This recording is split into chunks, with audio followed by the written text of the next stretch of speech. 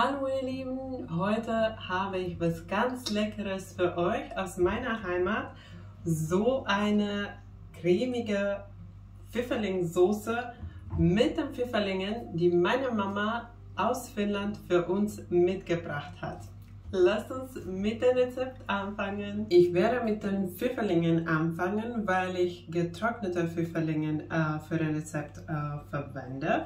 Und ich wollte euch was zeigen. So sieht ein Eimer Pfifferlinge aus im Trockenzustand. So, meine Mama hat gesagt, dass sie ein volles Eimer Pfifferlinge gepflückt hat und nach dem Trocken ist es nur so wenig.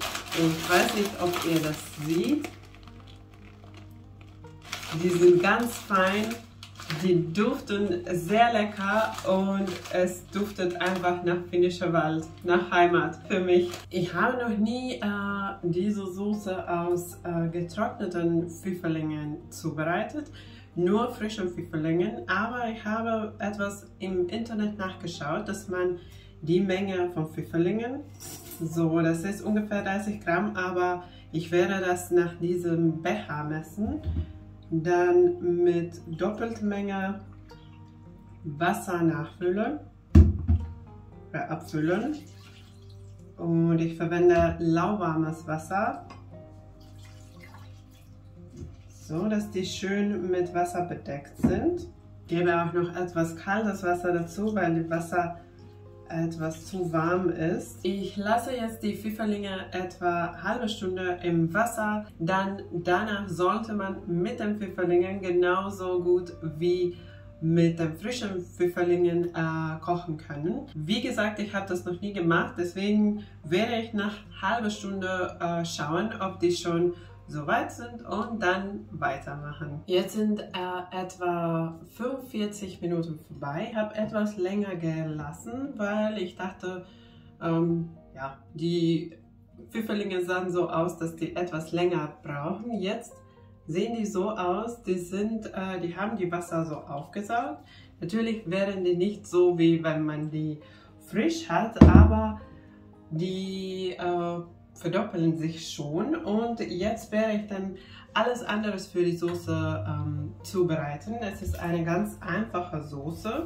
Erst ein Zwiebel fein hacken.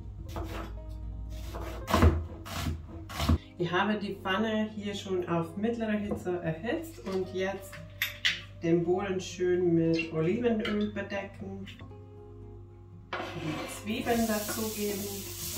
Und ich werde die Zwiebeln ganz leicht anbraten. Die Zeit benutze ich jetzt dafür auch, den Knoblauch zu schälen. Und ich habe auch etwas frische Petersilie aus dem Garten und die Petersilie auch fein hacken. Dann werde ich jetzt auch den Knoblauch dazugeben. Ich mag es so mit einer Reibe ganz fein zu machen, aber du kannst auch den Knoblauch einfach fein hacken.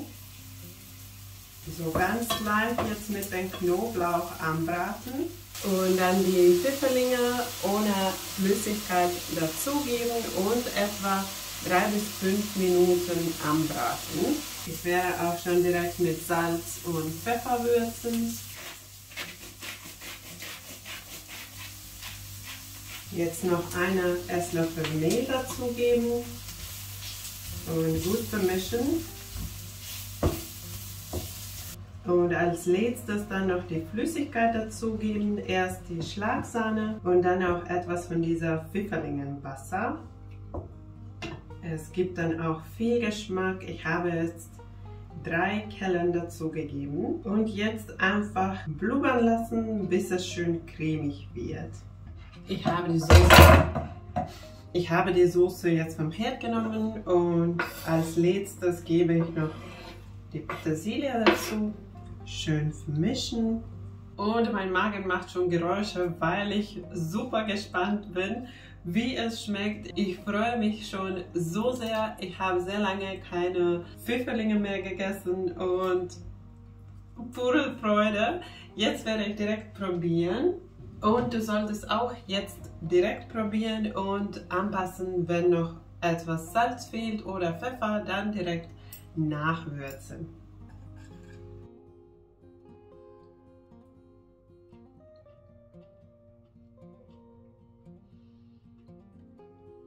Es schmeckt nach Heimat, es schmeckt nach Finnland und vor allem freue ich mich so sehr, dass die Soße wirklich schmeckt. Es schmeckt genauso, wie ich es in Erinnerung habe, und es freut mich, dass man die getrocknete Pfifferlinge genauso gut zubereiten kann, kochen kann, mit denen kochen kann, wie auch frische Pfifferlinge.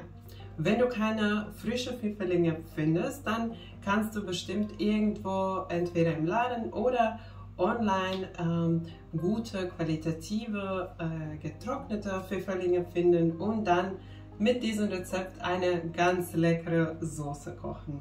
Bei uns in Finnland wird diese Soße normalerweise mit Frühkartoffeln serviert. Wir bekommen die Frühkartoffeln etwas später und dann man hat die auch, oder man genießt die auch sehr gerne durch den ganzen Sommer, und dann, wenn man auch frische Pfifferlinge aus dem Wald bekommt, dann ist das eine sehr leckere und schöne saisonale Kombination. Ich kenne das so, dass es sehr einfach sein soll, weil die Pfifferlinge haben schon sehr viel Geschmack. Der Geschmack ist ja zu schade, mit irgendetwas zu mischen, das dann diesen Geschmack überdeckt.